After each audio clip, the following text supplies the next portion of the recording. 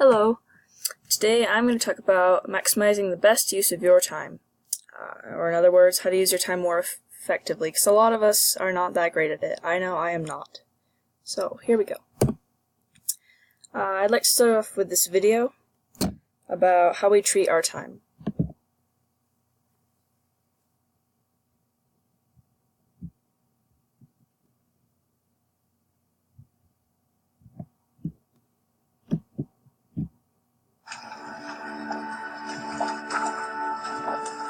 None of us should be like the fisherman who thinks he's been fishing all day, when in reality, he spent most of his time getting to and from the water, eating lunch, and fussing with his equipment.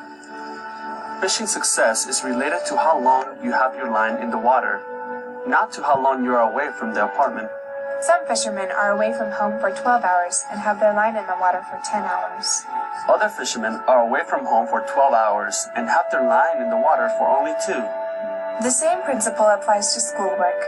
A student's line should drop into the fishing water the moment he or she leaves the apartment. It has been suggested that 20% of the average workday is spent on crucial and important things, while 80% of the average workday is spent on things that have little or no value. President Spencer W. Kimball stated, "Waste is unjustified, and especially the waste of time, limited as that commodity is in our days of probation. One must live, not only exist. He must do, not merely be. He must grow, not just vegetate." So here's your challenge. See how much you can keep your line in the water by focusing your daytime hours only on your academics. You'll get more out of your day, and you'll have more time to play at night.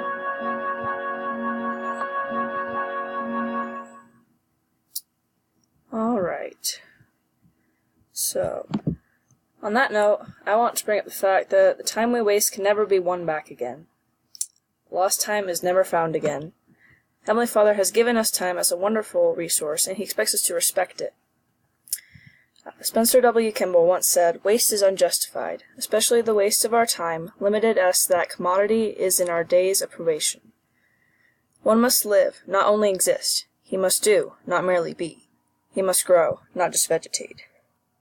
And I feel like if we go through life without a clear purpose, then that's exactly what we're doing. We're just being, and we need to do more than be. We're not here on this earth to just be. We need to have a purpose, and we need to be striving for it, or to find it at the very least.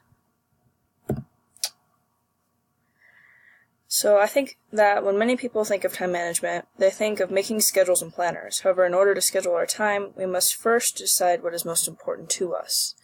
Then and only then can we properly schedule our time. So there was this young woman's activity a couple years ago that I went to, and they taught us this lesson that's always stuck with me. Say you have some big, medium, and small rocks, as well as some sand. If you place the big rocks in the bottom of the jar first, if you have 2 empty jars, if you place the big rocks in the bottom first, and then put the medium in, and then the small, and then pour the sand in last, you'll be able to fit everything in the jar nicely. However, using the same materials, if you first put in the sand, and then the smaller rocks, then the medium, leaving the large rocks for last, you will not be able to fit everything in the jar. The jar represents our life or our time, while the rocks and sand represent the things in our lives. The larger the rock, the more important of a priority it represents. Sand represents the least important things in our lives, such as distractions or leisure activities. As we plan around our highest priorities first and our lowest priorities last, we find our lives have become balanced. When we put some less important things like entertainment first, we aren't able to fit everything into our lives that we need to. So, once we identify our priorities, then we can base a plan off of them. It is wise to have some sort of weekly schedule or planner. Writing down deadlines and important tasks somewhere will help prevent forgotten or crammed assignments. I often forget assignments just because I don't write them down, or I think that they're due one day and they're not. So I found that when I write something down, either on the computer or on paper, either way, I forget things less. It's become effective for me. college student, one of the highest priorities we need to plan is our homework and study time. The Study Skills Center here at BYU-I gives some tips on this, and they're here. It says, think of school as a full-time job. I love this. My mission prep teacher taught me this. You're supposed to treat your time as if you were actually on a job. You go to campus around 8 o'clock. You leave at like 5 or 6. And in that time, you don't spend time as much as possible on things like friends or social activities or entertainment. Use that time for your classes, obviously. That's when your classes are, but also for your homework and your tests, whatever. And that way you're able to focus better. You're not multitasking. You're able to focus better on the tasks at hand. And later in the evening when you want to have fun, then you have that time specifically cleared out for fun. Or whatever you need to do, like laundry or whatever. Another tip is schedule at least 2 hours of study for every hour in class. Follow this rule, but still struggle, you're supposed to request a tutor, according to the Study Skills Center. And at the bottom, I found this somewhere else. 2 hours is a good estimate for every credit hour in your class, but harder classes that require more time or more credits might require more than that. So you need to keep that in mind as you continue. For optimal retention, review lecture notes as soon after class as possible. There is this thing called the forgetting curve. I don't have a picture of it here, but it just shows almost exponentially how fast someone forgets what they've learned after like a class period of learning. And it's been proven that with regular study, like studying soon after class and then studying like a day after your class, studying weekly, as you do this, you're able to retain a lot more information than if you just study once and cram later. And as you study, you'll be more prepared for tests and for assignments and for whatever you need to remember.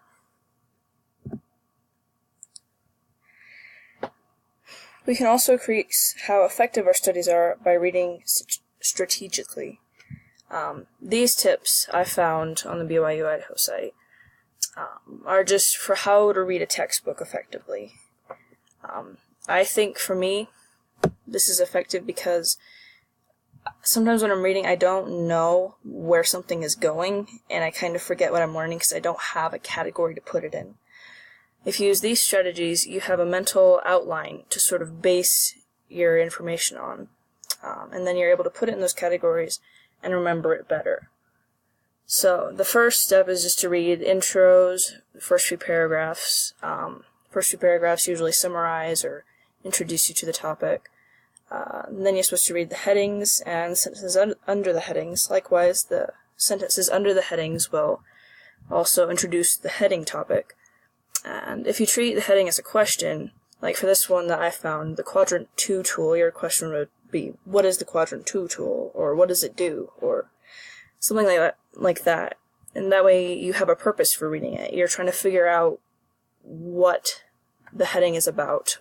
And by adding a question to it, you give yourself purpose. You can notice visual aids, like graphs or pictures or whatever. Read captions. That also helps you sort of know where your article is going. And reading the summary or the last paragraphs of the reading, because there's often like a reflection at the end, just to sort of, I don't know, it's for review. But if you do it before you read, then you sort of have an idea where your text is going, and you can fit it in those categories I was talking about.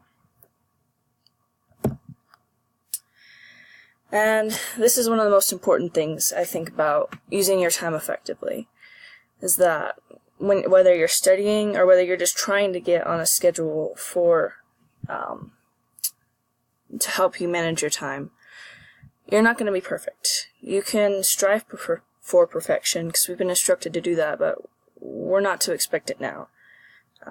Jesus Christ was the only perfect being on this planet that ever lived, and we are not going to be perfect in this life.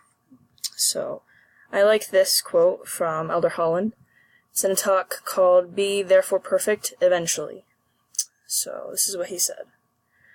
We should not demean or vilify ourselves, as if beating up on ourselves is somehow going to make us the person God wants us to become.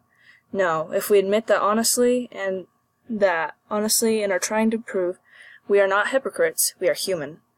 May we refuse to let our own mortal follies and the inevitable shortcomings of even the best men and women around us make us cynical about the truths of the gospel, the truthfulness of the church, our hope for our future, or the possibility of godliness. If we persevere, then somewhere in eternity of our refinement will be finished and complete, which is the New Testament meaning of perfection. Jeffrey R. Holland. So I know that as we strive to use our time effectively and as we keep at it, trying over and over again, despite our failures, we will not only improve, but we will be blessed. And that is all I have. Good luck managing your time.